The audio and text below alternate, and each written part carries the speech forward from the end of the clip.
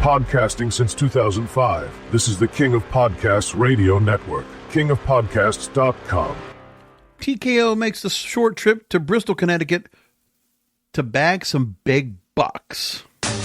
Woo! Hey, this is the Nature Boy Ric Flair, and believe it or not, whether you like it or don't like it, learn to love it, because you have to listen to Wrestling is Real.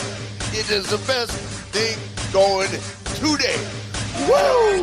The worldwide leader of podcasting excellence. The King of Podcasts radio network proudly presents The Wrestling is Real podcast, because wrestling needs us. Welcome to episode 950 of the Wrestling is Real podcast. This is the King of Podcasts here with you with another great episode here on the program. ESPN is now a new broadcast partner in the world of WWE, thanks to TKO, coming up in 2026. So the streaming deal that WWE has had with Peacock for the last 5 years, after the removal of the WWE network, ESPN now takes over the premium live events going forward. Netflix will not be taking those over. So it's doing right now is the Peacock deal for premium live events will be replaced by ESPN. Now, SmackDown will still be running on Peacock as part of the NBCUniversal deal to have Friday Night SmackDown. So USA Network streaming on Peacock will remain. And that's for the foreseeable future. So Peacock will still have that. But the premium live events will no longer be on Peacock. And why is this deal, you ask? Well, there is the reasons why ESPN decides to go and do this. On the Broadcasters podcast that I host here at kingofpodcasts.com, I will talk more about this in extensive detail tomorrow, because there's a number of streaming deals that are going out. Fox has now Fox One. At the same time, we have ESPN now with a new direct-to-consumer service. So to keep it as simple as possible, ESPN has been working on a new app that replaces ESPN Plus, ESPN3, and all these other things they have. Their proprietary ESPN app, because they now want to make it where if you want to watch ESPN, any of their channels, you don't have to watch on cable. You can stream all their channels. So that's ESPNU, ESPN Classic, ESPN News, 2, and all the other ones that are, and ESPN Plus. Everything now is under one roof. And you'll have the UFC for the time being. And now WWE pay-per-views are now available on ESPN. And the most important thing is that there is a 2-tier system on ESPN with this direct consumer service. This is for those that don't want to have cable, right? You don't want to go back to a cable subscription because you got to go and bundle all the other channels you got to get. If you just want ESPN and all that ESPN comes with it, which is a lot of sports, a lot, it could cover almost everything in sports that you want, college or professional. But what they are doing is, for $29.99 a month, you're going to be able to go ahead and catch all their programming in one place. On August the 21st, the app will launch. And the best part that people are not reporting about enough is that if you have a cable subscription, and ESPN is part of the package that you have in your cable subscription, and this also includes YouTube, Fubo, YouTube TV, Hulu with live TV, all those are the platforms that you would have to subscribe to ESPN as a package. You will have access to the full package of the ESPN app. ESPN Plus coverage, the pay-per-views for WWE, all that's included. There's not a premium to the price. It's baked into the price. That's it. That's a great deal. If you still have cable, it is a great deal. Now, that's the part that doesn't work for some people, because if you've already cut the cord and you wanted to go ahead and continue to watch anything that's ESPN or anything that's these pay-per-views for WWE, yeah, you were hoping that you could just stream it for a cheap price. Well, you still can if you have cable. So some of us that did not cut cable, we're going to luck out on this, because with the cable packages, what they've been doing the last couple of years is that since streaming has been kind of taking away from them, the cable companies have been making deals with the streamers. So some of them are making deals like right now, I already have Paramount Plus with Showtime as part of my AT&T Uverse package. I mean, yeah, you're paying $200 a month for the Uverse that I'm paying right now for the Uverse package, but at least I get in the package Stars and Showtime. And in that Showtime package that we're already paying for, Paramount Plus comes with it. And then if we wanted to watch other channels within ESPN, we could see the cable channels because we have the coverage of the bundle. But then what happens now is we get this new app from ESPN, which is a big deal. And this is a bigger story, more than just what WWE means to this ESPN deal. We're going to go through the details of what it is that actually happens. But the thing is, you want to make sure it's important too, is that WWE and TKO, they just landed in the middle of the right time to make the deal for themselves. Because ESPN was trying to shore up all the properties available that they could get to make the ESPN direct-to-consumer app viable. They wanted to make sure you got the most value for $30 a month. And when they realized, oh, if you add these pay-per-views that people have been paying for at first, what, $9.99 at first? And they got it to what, I think it was $12.99, I think. I forget what the network was, but I had it the whole time, and I loved it. Now, the other thing, too, is that ESPN is going to have a new app, and hopefully it's better than the streaming that they've had before, because the last app they had right now currently has been clunky. It's never been really effective. You can't do picture-in-picture, and, you know, it's just not been that very functional. It was just kind of like built upon, wasn't one of the best streamers in the world, and sometimes you'd have buffering issues, sometimes you just have issues just to log in to the ESPN Plus coverage. It was a lot of things. Right now, you're going to have the one login, get in there, and you're good to go. So, like, I think depending on how the app works, like, you can't be making a mistake on this. For the kind of money they're spending on it, hopefully the technology works out good. And all the bugs are going to get worked over really quickly. But they're going to have a good 5 months to get that figured out before the pay-per-views go over to ESPN at the start of 2026. So we got time for that. 4 months, actually. But all the bugs can get worked out by then. But ESPN also, at the same time, worked on other deals that were very crucial to them as well. Sports Media Watch actually makes all the announcements about it. So the surprise deal with WWE and all the marquee events, so that's WrestleMania, all the major pay-per-views, all of them are moving over to ESPN. They're also going to get the NFL Draft extension. They're also picking up the NFL Plus bundle, which means they have acquired from the NFL in return for a 10% equity stake to the NFL. And NFL now has a 10% share of the value of ESPN. Like, they're in bed with ESPN now. And with this, the NFL Plus package that was already out there for like preseason games and extra coverage is now available on ESPN on this app. The NFL Draft will have an extension. Now they're going to continue to keep carrying the NFL Draft for the next, like, I think 5 years or whatever it is. And that's all happening. And then it's all going to be part of this new ESPN app available August 21st. But like I said, you can either pay outright the $30 to watch ESPN on this service, but all the channels that go with it, or you get cable again. And then you can attach yourself and actually log in through your cable provider. You can access ESPN's new app. That's everything, all in one. Now, in the deal we have here, there's a couple of details that come from this. And Brandon Thirst over at WrestleNomics puts a pretty good story out here about this, but there's more to it.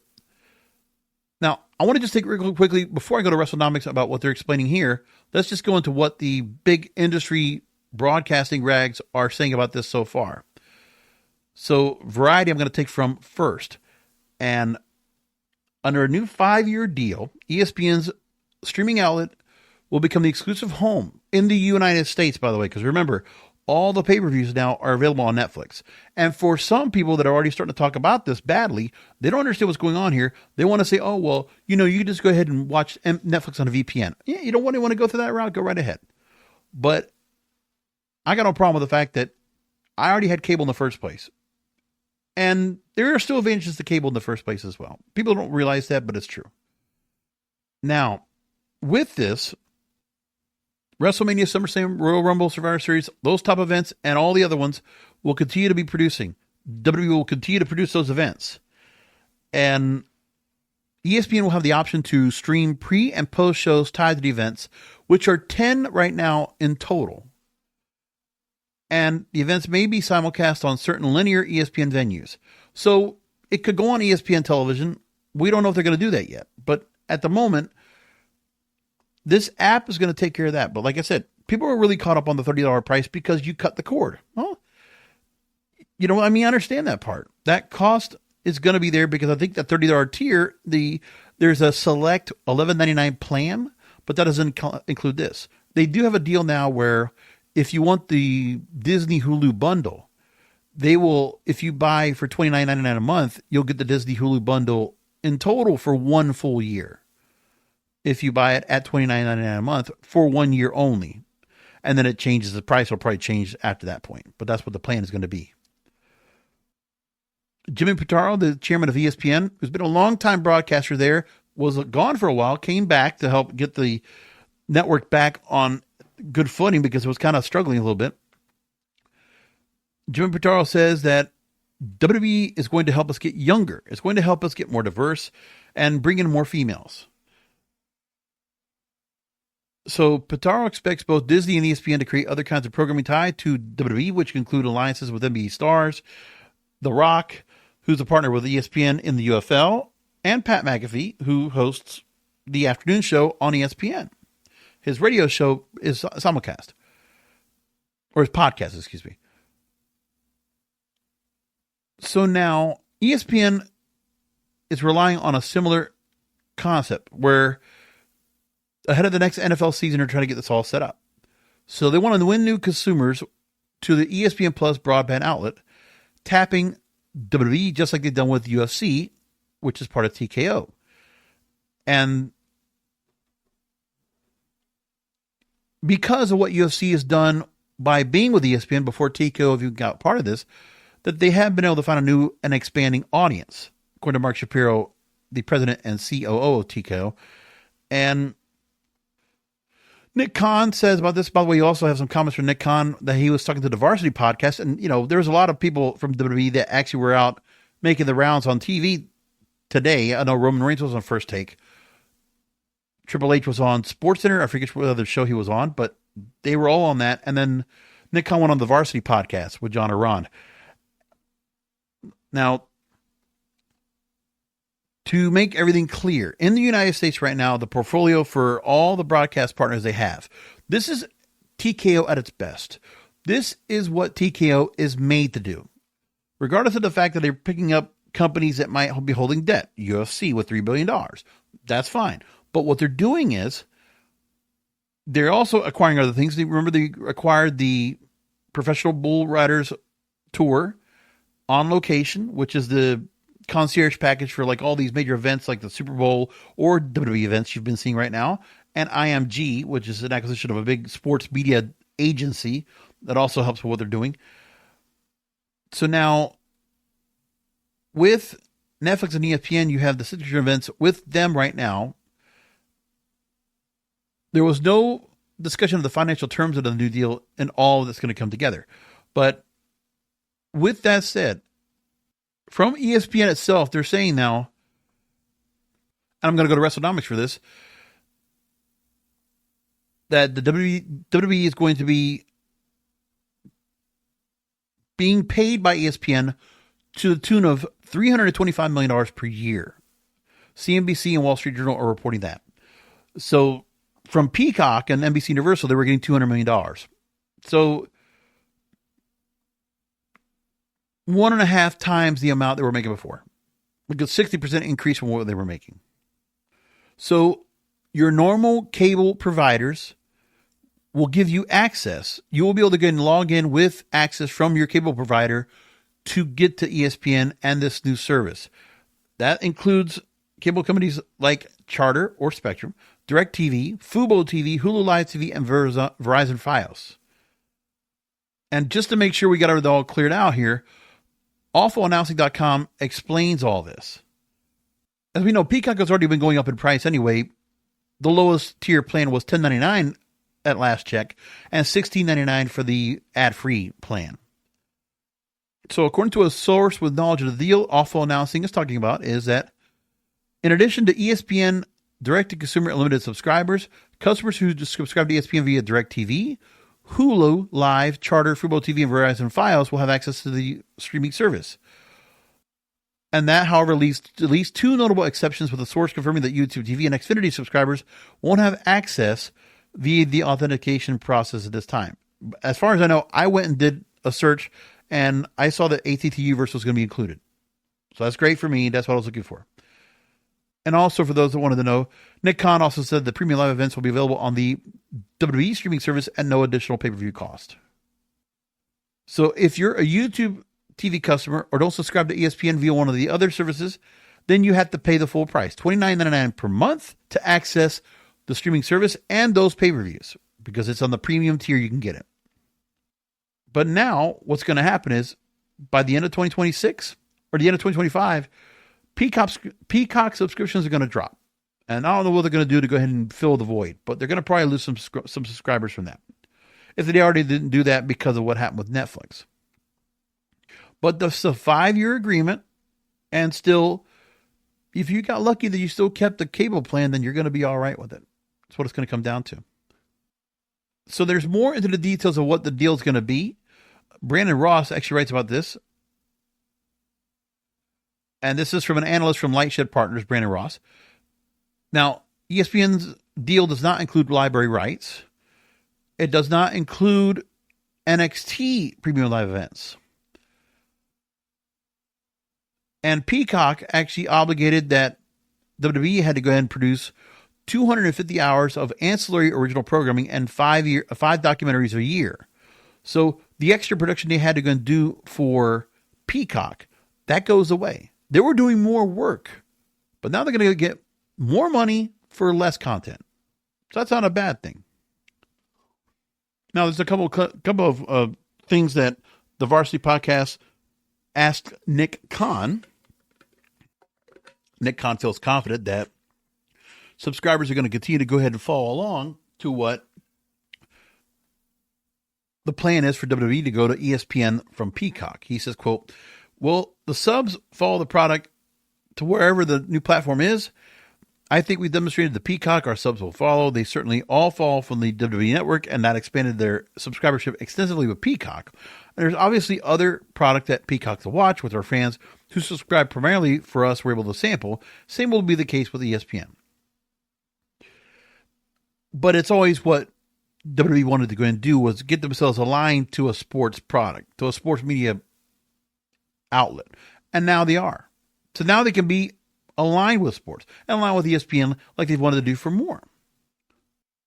So the thing is that Nick Khan, the folks at TKO, they took advantage of a good situation, because there's a certain trend right now with the big corporate media companies like an ESPN, where they can't rely on the back and forth of where they tried to provide a streaming service, something that was going to be reasonably budgeted, and thinking that people were going to still kind of hold on to cable, or they might not, or they could just give a certain limited amount of programming, and that was going to be enough for people to go in and say, all right, we're going to go and buy this for like $10, $12 a month, and they could bundle it with something else. Well, that obviously didn't work. So instead, ESPN's trying to go ahead and take over everything, because like I said, the NFL stuff is a big deal for them now,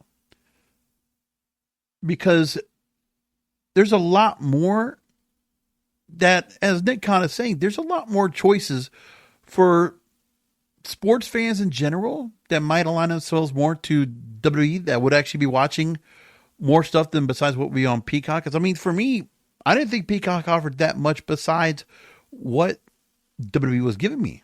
That was the whole thing of it too. Like, you know, whatever NBC is running, or Sci-Fi, or USA Network, didn't really align with anything else I would be watching on WWE anyway. I mean, it's already kind of tough for the USA Network, as it always was, to put on programming that would complement what the fans of WWE would be watching, right? We always talked about the fact that, okay, they put on Chicago PD or NCIS or, you know, Law and Order, SVU, things like that. They would always have to put some shows that you would know would be on right before Raw, but it's like, was it really kind of like a good match?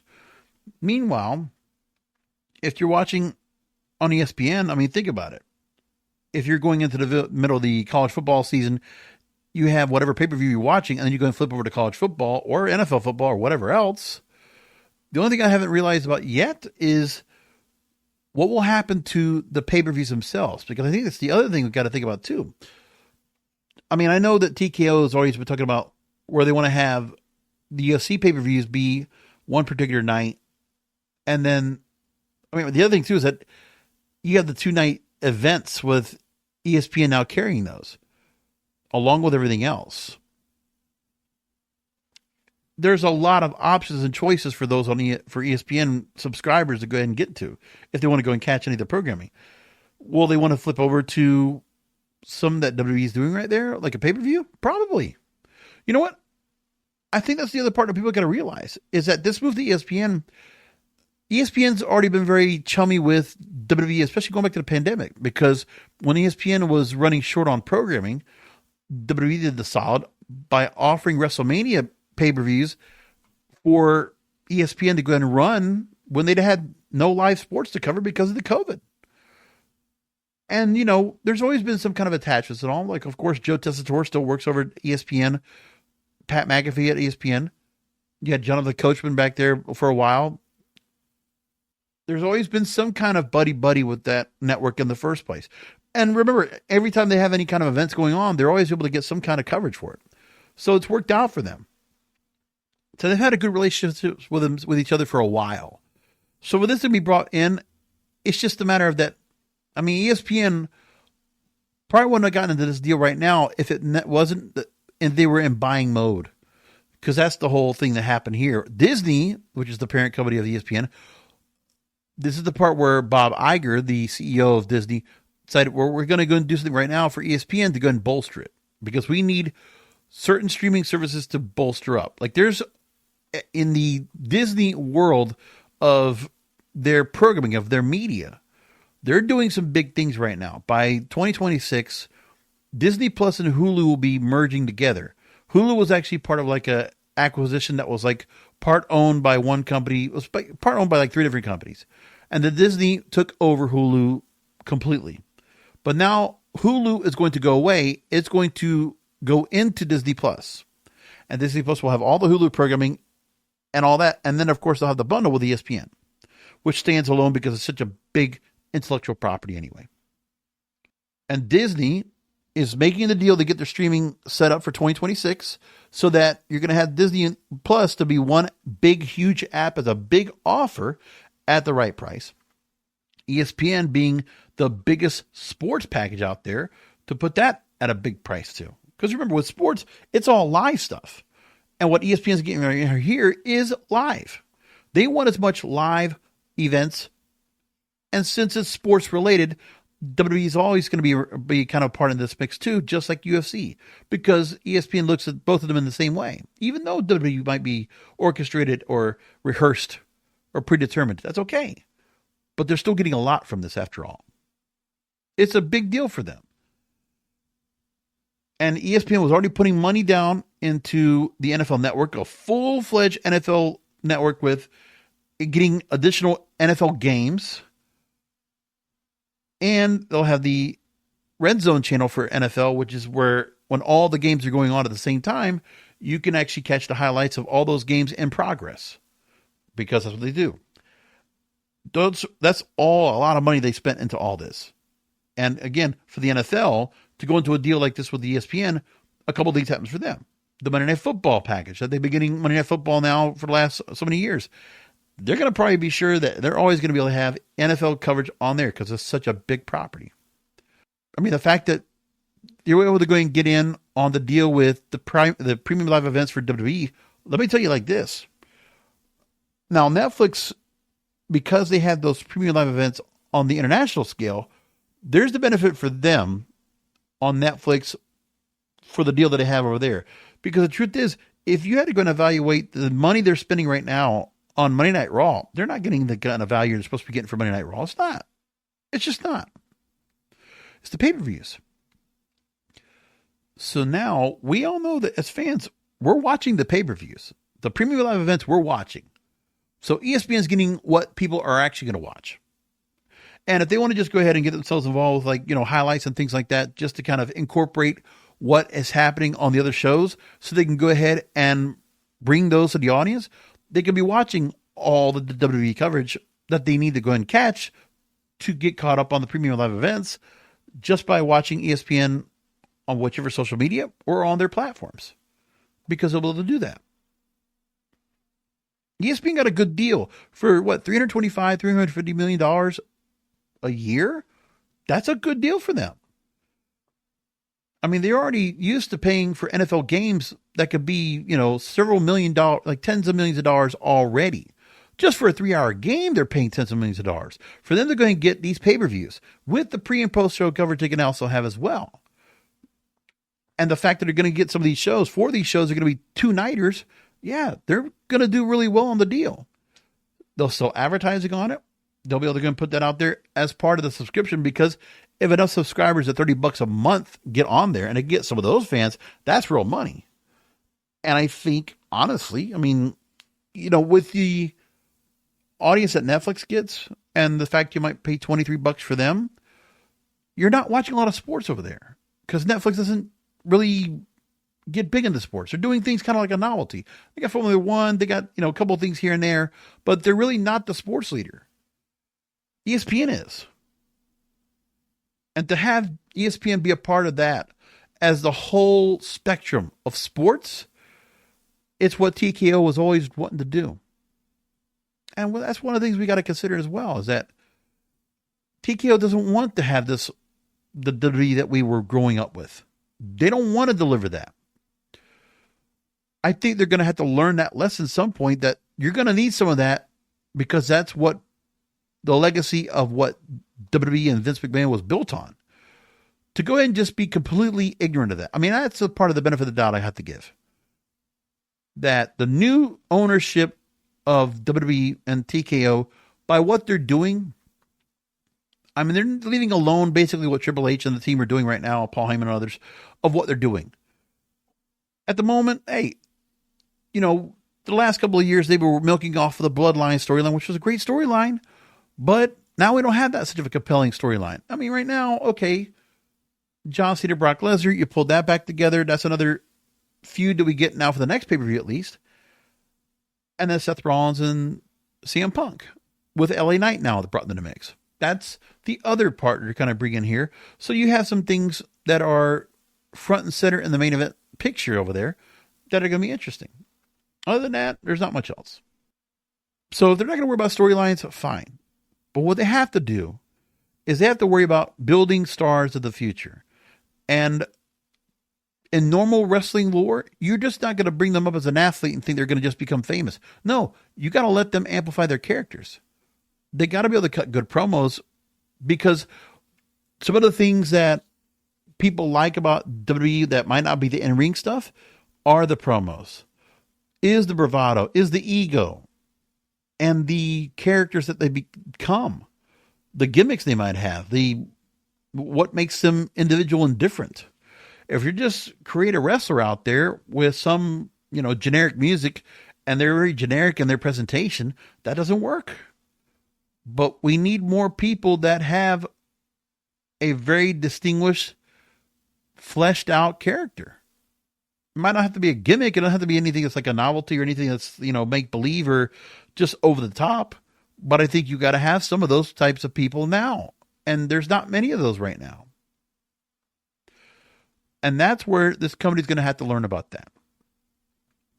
I mean, they kind of see things in that way right now. Because look, even with AAA and their attachment to that right now, when they brought out Mr. Iguana and Psycho Clown on the SmackDown, hey, they brought the novelty. It's not something that they built themselves. It was just pre-made in Mexico. And now, oh, look, this audience is, drawing into it. So you can see themselves getting a little more into that. And you have a few other stars that have basically a character or gimmick built into them, but are they going to be able to amplify it too much? Like Rey Fenix and Penta, you're not getting much of that out of them. You're just getting a look. Stephanie Vaquer has a look, but there's not much more to it. And you can't expect that the in-ring ability and their in-ring skill is going to instantly make a star, an overnight sensation. I mean, to wrestling fans, the juvenile delusional fandom, fine. But you got to build this up for a bigger audience. And that's what the creative part is missing.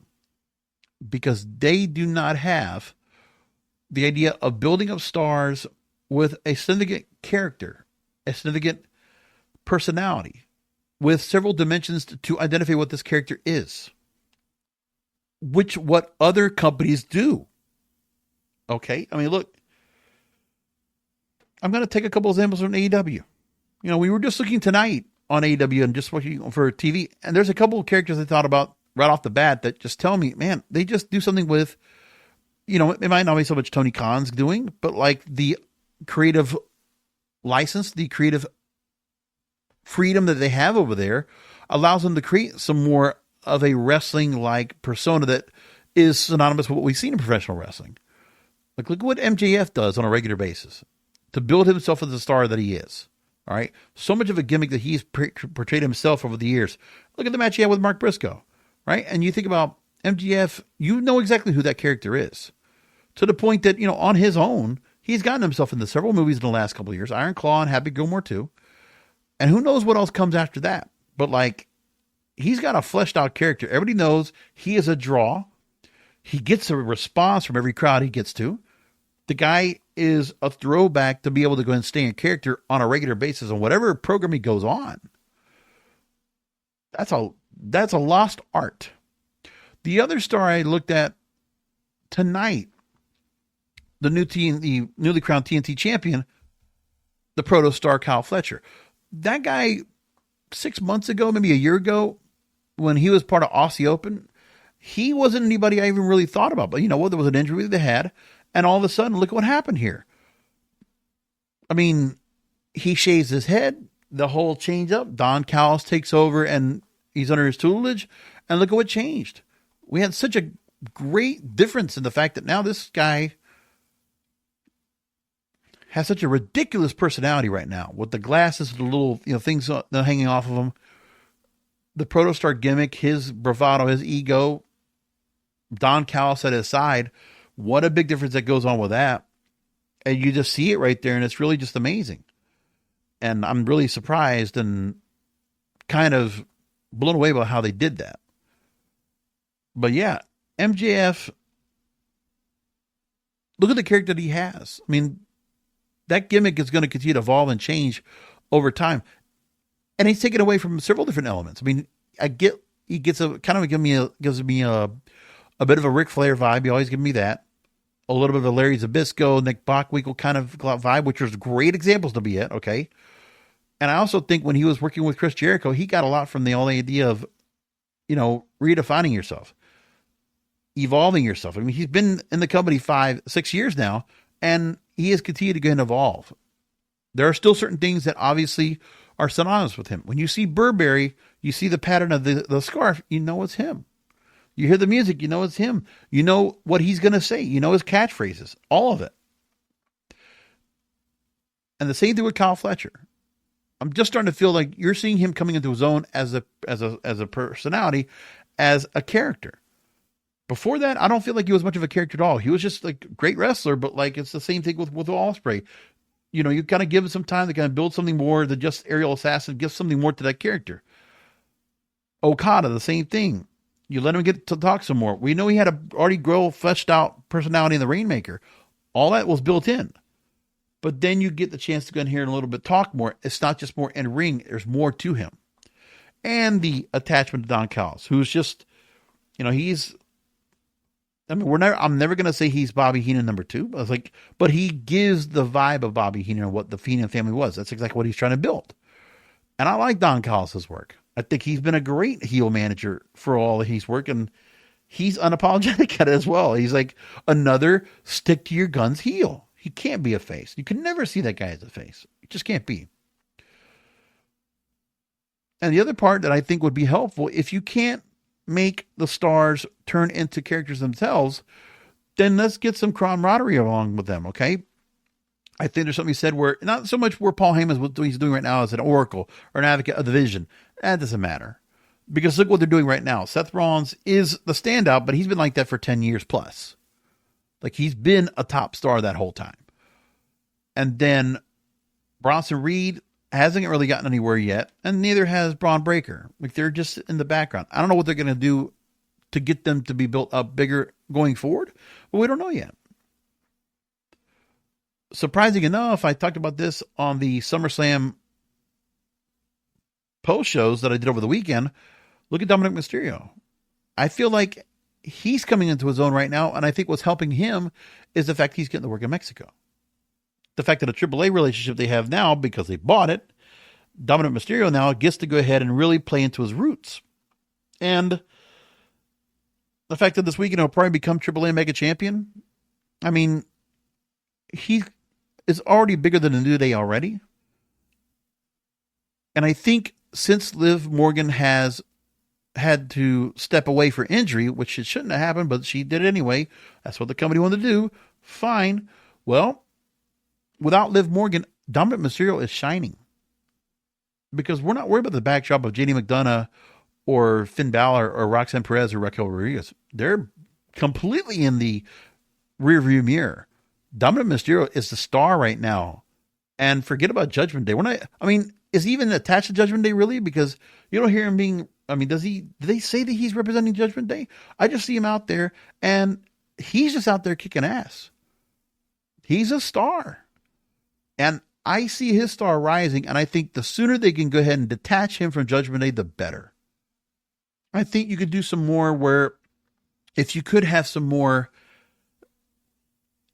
veterans that can actually be accompanying some of the stars they have to the ring to be the mouthpieces. They don't have any shortage of those kind of people over there if they wanted to, but they don't. And it's unfortunate. And there's only going to be so much they're going to do right now with some of the stars they have that are veterans, because they're not going to give them up to a higher level. Like, you have stars that definitely have prowess, and they actually definitely have presence. Randy Orton or Ron Killings or AJ Styles. Obviously fleshed out stars, but they're not going to be the front focus. And some of those that you have a little more of a defining character or gimmick or personality to them, they're not getting noticed. Karrion Kross.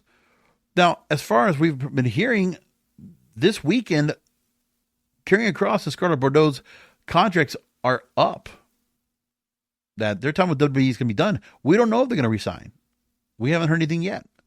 But what happens next is, what are you going to do? For the fans of WWE, you should be celebrating the fact that the ESPN deal happened. This is where ESPN, another big broadcast partner, again, you're getting $1 billion a year on all the deals you're getting. Netflix, you're getting $500 million. 325 now coming up in 2026. You're going to get $350 billion from ESPN, right? That big bump they got from that. Whatever, 70, 80 million they're getting from CW, the NBCUniversal, which is like another $250 million, whatever. Like, think about that. $1 billion they're making off of everything a year. They're clearing $1 billion. The most important thing that this company needs to do is not scrounge upon this. They got all this locked in money. Checks are going to keep coming. They cash in all the time. But for the sake of the company, they cannot sit on their laurels and just let the current cast of characters that are running the creative right now. That Unreal thing was disappointing and a bit worrisome, in my opinion. I was concerned by it. But when I look at what they're doing right now, all together, I think if they can get things wrapped up, listen, you got a 3, 4, 5 year window to get this right. People complaining a lot about everything else. And listen, the social media noise is a social media noise. People complaining about Brock Lesnar coming back. Oh, the whole race, he's a rapist, serial rapist, Janelle Grant, all that stuff. Okay. So everything's been said that it was more than a month ago. He's been cleared of anything that could have been of any allegations that were being made or any kind of mentions of him. Fact that he was mentioned in the court documents 44 times. Remember, the accusation was that Brock Lesnar, in the whole context of everything, all he was doing was signing a new deal with a company. And the idea is that Janelle Grant was being offered up as a bargaining chip to make sure that Brock signed. We don't know anything else about the fact that Janelle Grant or Brock Lesnar ever interacted or ever even saw each other in person or whatever happened to that. But again, this is not in court. This is under mediation right now. This is being arbitrated. So right now, it's not about any particular criminal charges that are being put against Vince McMahon or John Laurinaitis or anybody in the WWE, right? This is all civil. So right now, Janelle Grant and her attorney, Ann Cowles, they want restitution. You know, they want to go ahead and get compensated for pain and suffering or whatever else. If it's proven, fine. So they get paid. But other than that, that's all it is. And Brock Lesnar was not part of that. But then there's also those that are going to be also complaining about Brock Lesnar because of the fact that, oh, you're bringing this guy back. Every time you got to go and get a big pop, or you got to go ahead and do something where you don't have any young stars. If you got a John Cena in the ring or a Goldberg or whatever else, you got to figure out if you need to go and get a big opponent for a big star, you have to go back to the well. You have to go back to what's worked. So go back and find Brock Lesnar, sign him, get him back for whatever deal he's going to get, and here you go, the big pop at SummerSlam. And they got it. And people were talking about it with the juvenile delusional fandom all complaining because they don't know what they're talking about. You can feign ignorance or stupidity all you want. Just like the people that listen to that were checking out the ESPN deal, and I saw all the rant and raving about that today as well. Oh, the pricing and all this. In fact, oh, no, look at this. You got ESPN now. You got to pay $30. You're going to pay for it. Well, you know, nobody's reading the fine print or really kind of digging into the details. That's why you listen to this program. Because at least I'm trying to give you the context. It's not a blanket accusation, nothing like that. You know what? Even though I might be critical of a lot of things, at least for me, I will try to give benefit of the doubt, and I will at least try to make sense of everything. I don't just come out here and just throw accusations left and right and think that's all it's going to be and that's it. No, not at all. The other thing, too, that's got to be talked about. So like I said,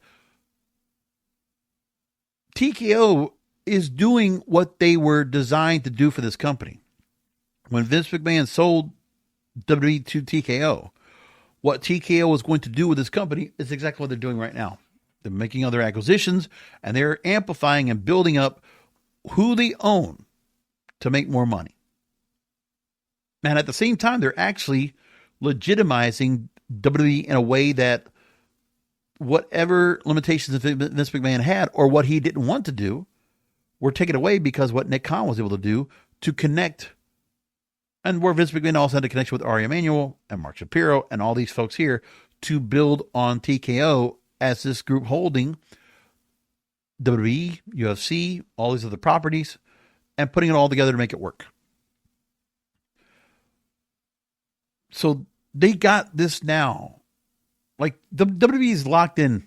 Okay. A couple of years ago, I wasn't sure what the future of this company was going to be, because if they were going to be able to last the fact that people were cutting the cord for cable and streaming was out there, like, even for WWE, the chance that they were going to be able to get onto a new deal if UFC Network decided to go ahead and drop them, that was never a guarantee that they were going to be able to find a new home. But they have found everything they wanted. Remember, they did not come out of Fox looking the best, because even though the ratings might not have been horrible, the advertising they were trying to go and sell for Friday nights did not work, which means Fox decided to pivot after their 5-year deal was done. So they ran through a deal that did not work well for Fox. Now ESPN's coming in, but what they're getting specifically is going to be benefiting them. The deal will be it's supposedly a 10-year deal, but there's a 5-year option for Netflix. If they're going to like what they're going to get from WWE right now, that's the one broadcast partner that they're going to probably evaluate themselves in 5 years. They're going to say, hey, you know what? Has this been working for us? Is Monday Night Raw been really that worthwhile to pay them to produce a show every Monday night, give us 2.5 hours? Is it really doing enough for us? Probably for the international stuff, but for the U.S. audience, they're gonna have to ask that question themselves later on. So things overall for the company from a business standpoint are great. Couldn't be happier. If you own stock in WWE right now, you're probably, living like a pig in slop. You are happy. Okay. So WWE under TKO does what's best for business for them. It does not translate to what the fans might want.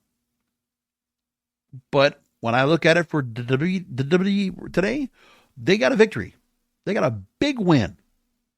Good on them. That's positive. That is the good things that they have right now in this company.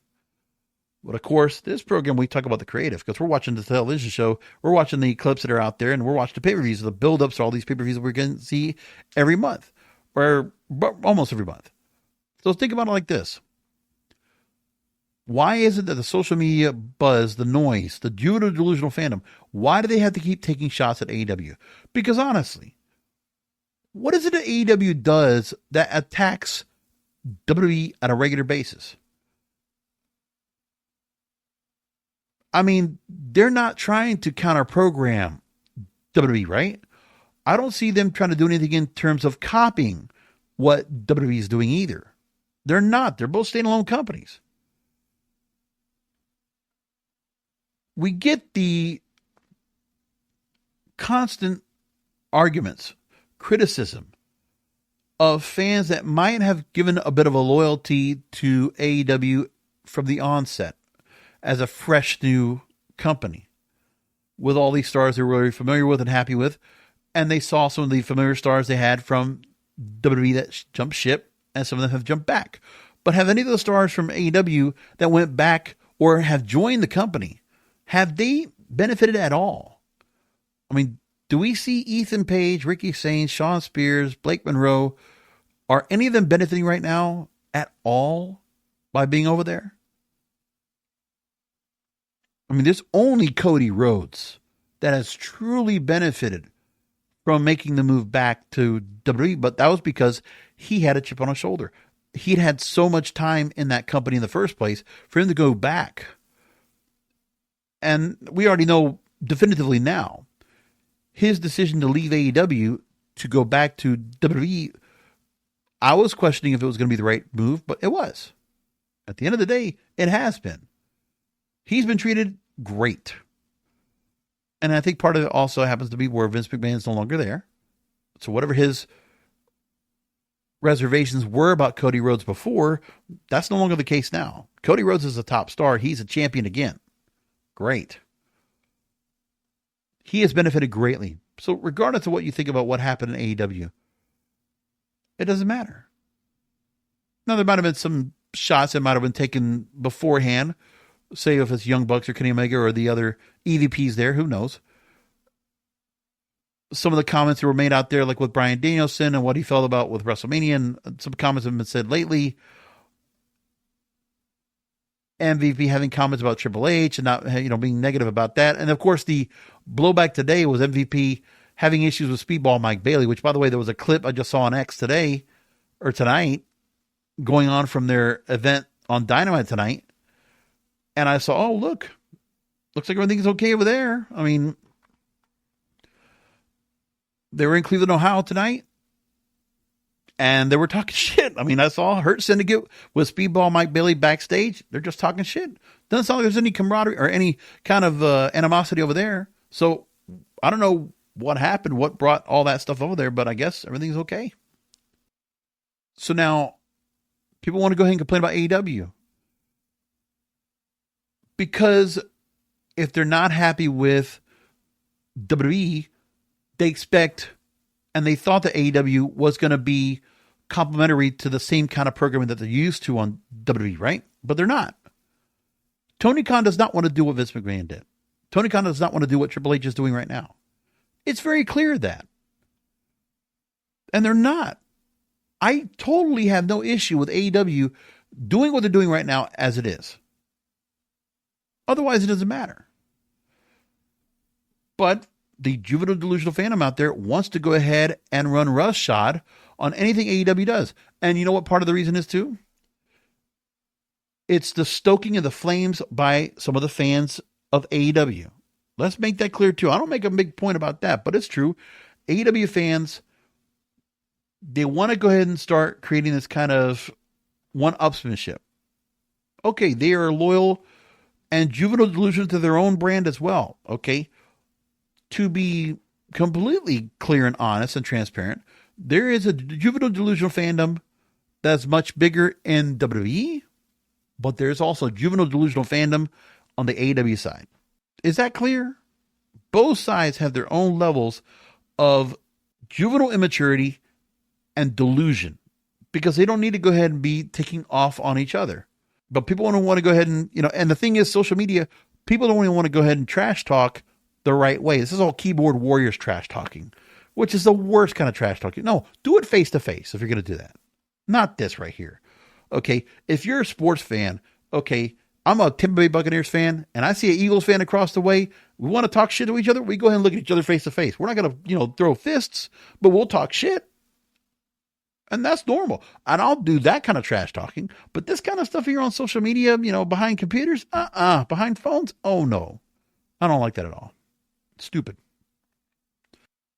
And of course, we also see all the things that are going on where there's the amplifying of what the live content creators, the Twitch streamers, if you will, and what they're doing right now and how they react to certain to certain things out there, because there's a lot of influencers that want to make sure they get noticed by either brand. It's a chance to be famous. So Andrew Baydala actually put out a comment here on X. I'll bring this up real quick. And, I just want to go and read it because there's a lot of that he says here. And I just want to get a take on it and just, look at it from his perspective. He says, I've noticed a growing sentiment among live reaction streamers and content creators expressing concerns about the sustainability of their content type, especially in the context of WWE and its evolving landscape. It makes sense considering the shifting accessibility and the overall perceptions of these streamers. This situation, however, could actually present a significant opportunity for AEW. If I had to say in the direction for AEW, I would capitalize on this by differentiating themselves from the WWE. I do. I think they're not trying to be the same. And the thing is that for AEW, they were always given by the juvenile delusional WWE fan base when WWE was not doing great, 2017, 2018, 2019. There were lofty, impossible expectations for AEW. To come in here right away and think they're going to come in here like WCW and Eric Bischoff, because that's all everybody was thinking, that this is the next version of Eric Bischoff and WCW.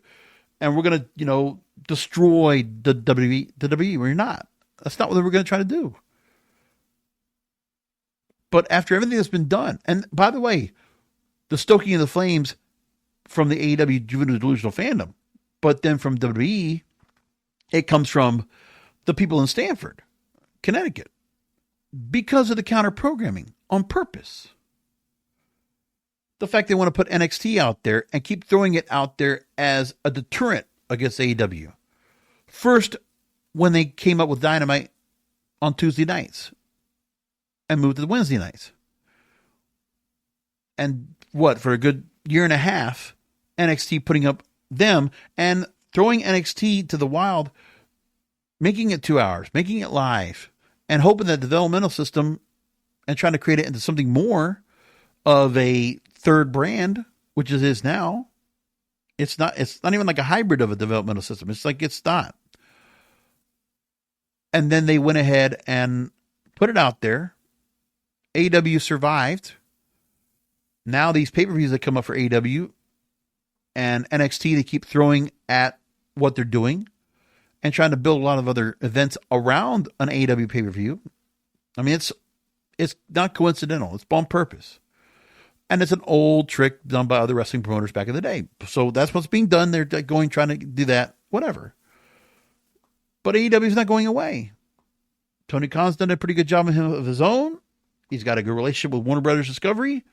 Now, Discovery, because they're going to be the cable partner that's going to be holding on to everything else. But they're working with Warner Brothers Discovery anyway, because Warner Brothers owns Max. Discovery runs the cable networks, because they're separating those two companies as standalones, where streaming and the big movie stuff goes for Warner Brothers under that brand, and Discovery handles all the cable TV stuff. That's their plan. More from Andrew Bidal. I would cap.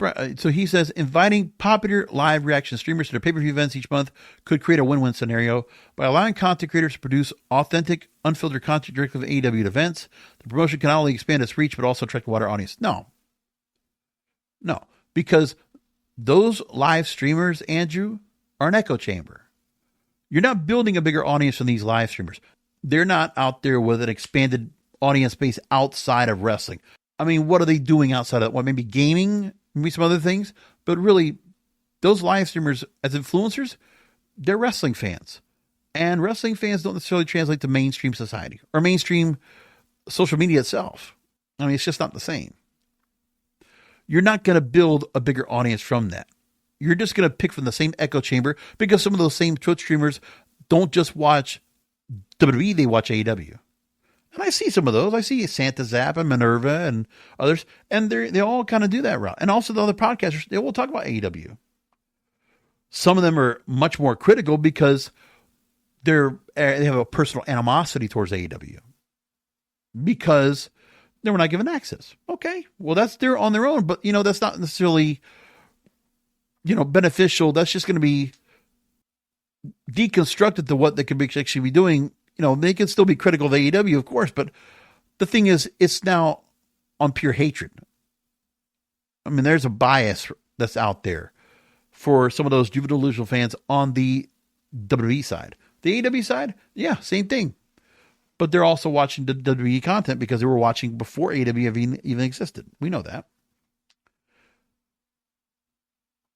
He says that streamers should be able to engage with fans on site, stream their reactions live, and conduct post-match interviews. Look, they already tried to do that at WrestleMania with Kai Cenat and iShow Speed and others. Did that really make much of a difference? No. Not necessarily. Because you're talking about the streamers that are also of the level that WWE was trying to get after, they didn't get that much traction from them anyway. Where does WWE get traction from? Well, of course, that's, when they brought Jelly Roll out there to go ahead and compete in a ring at SummerSlam, to let Cardi B come out and host because she has a new album coming out. Those kind of things they're going to continue to do. And of course, they have the celebrities in attendance around the arena, all the sports stars, all the rappers. That's the kind of thing they're trying to get where they're getting pop culture together. That's the involvement. They don't need to go and do anything more. And that's like the same way that UFC would present and have the kind of outside influence coming in. Boxing, especially. Look at what Jake Paul and Logan Paul do right now with what Jake Paul does with boxing. Look what they're doing right now. Same thing goes. It's like it's the people you see that are at ringside, that participate, they're a part of it, and the other people they bring into the mix.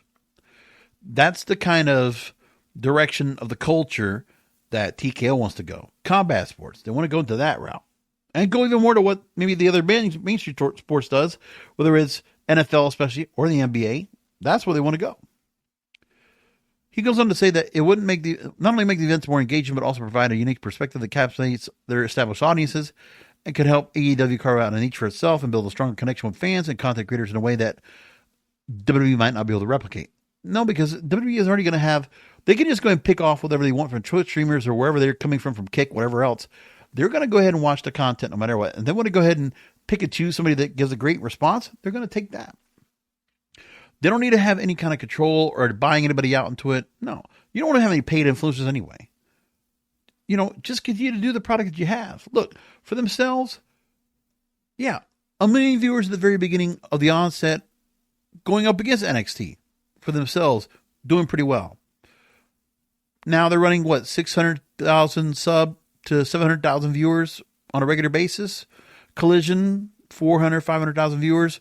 And they're still not even a steady spot on the lineup right now. Thursday or Saturday or wherever they are, they don't have necessarily a spot for themselves anyway.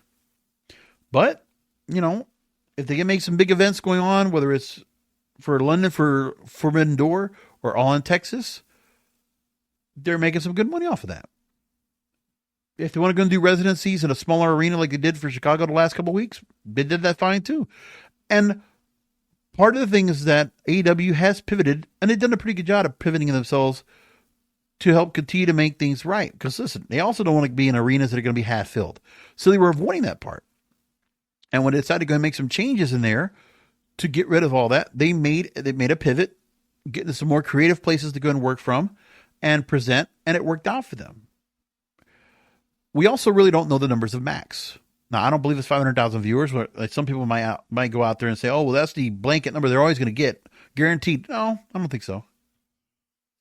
I think it might be more like 100,000 viewers they probably get on Max on a regular basis. I can believe that. I don't think it's going to be too much less than that. I think that's a pretty decent average on any given Wednesday night.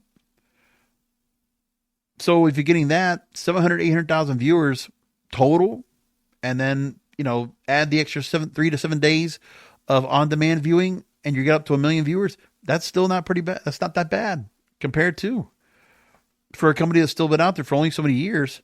And, trying to go up against in cable and try to go ahead and create a product that is making people have a reason to go watch on cable in the first place. You just got to hope that what HBO Max is doing right now is going to continue to go and build for their audience and what they're going to be doing. And they're also making their own changes with sports to go ahead and continue to go out there. And for AEW, the same thing goes for them. But they're also diversifying their portfolio too, having their pay-per-views available on Amazon Prime as opposed to Triller, and getting themselves to put out there to do some more, right? But AEW as well, they kind of just stick to their own kind of feel. The one thing I can say is that they can be schlocky, they can be campy, they can goof around. Hell, if you catch the AEW feed without the commercials, I still hear Shivani and Taz and Excalibur talking like it's AEW Dark. Like they just go ahead and just kind of just clown on each other. And it's funny. And they're just kind of like their own creative demise. They're just kind of like out there doing their own thing like they always do.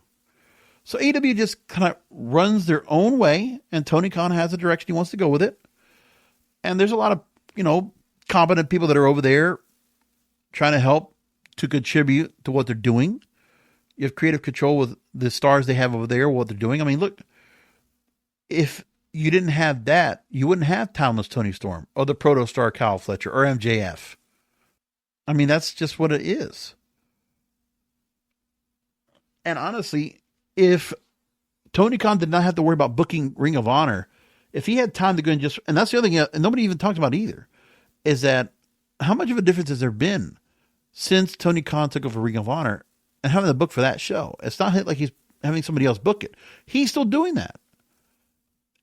If he was able to just commit time, and the production meetings they're starting to do now, if they just had to focus only on AEW programming, and he didn't have Ring of Honor to go and worry about, man, think of the time you could have to go and really do some even more stuff over there. But that's a lot of programming to go and cover. Not so much as it was before, because they don't have Battle of the Belts. They don't have Dark and Dark Elevation. It's an hour of Ring of Honor and the two-hour shows.